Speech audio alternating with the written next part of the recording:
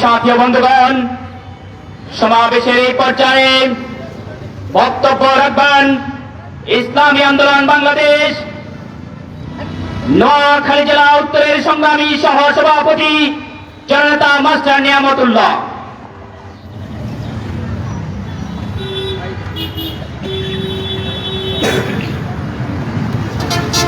আসসালামু আলাইকুম ওয়া রাহমাতুল্লাহি ওয়া বারাকাতুহু।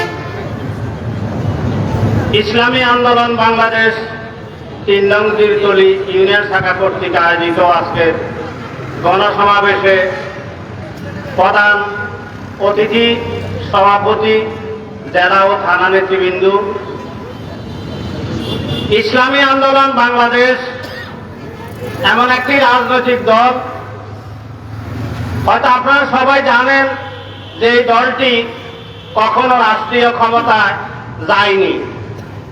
কি কারণে যায়নি, কেন যেতে পারেনি, তার উত্তর একটাই, আল্লাহ পাক পর্দাকে করেছেন ফরজ এবং নারী নেতৃত্ব করেছেন হারাম, ঠিক কিনা?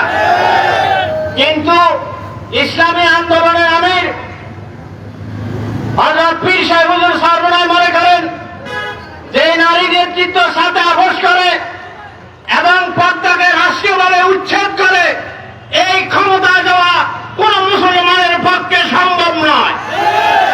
এই কারণে ইসলামী আন্দোলন বাংলাদেশ কোন নারী নেতৃত্বের সাথে কোনদিন আপোষ করে ক্ষমতার মর্যাদা দেওয়ার চিন্তা কখনো করে নাই।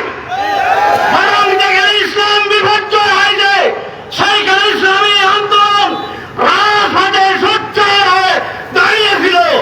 যেখানে মানবতা বিপর্যয় হয়েছে সেইখানে ইসলামী আন্দোলন মাথা তুলে উচ্চ স্বরে উচ্চ কণ্ঠে কথা বলেছিল। কোন পেশিবাদকে ছাড় দিয়ে ইসলামী আন্দোলন কথা বলে নাই, ঠিক কিনা? আপনারা দেখেছেন গত বছর রমজানে যখন কারণ বাজার আগুন লেগেছে, তখন ফায়ার সার্ভিস লোকেরা যখন ব্যর্থ হয়েছে, ইসলামী আন্দোলন, ইসলামী ছাত্র আন্দোলন দায়িত্বশীলগণ রিস্ক নিয়ে, জীবনের ঝুঁকি নিয়ে সে আগুন নিভাতে সক্ষম হয়েছে।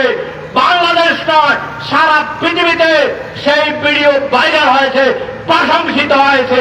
তাই ক্ষমতা নয়, বরং ইসলামকে প্রতিষ্ঠিত করার জন্য ইসলামী আন্দোলন এই দেশের মাঠে ময়দানে রাজপথে কাজ করে যাচ্ছে।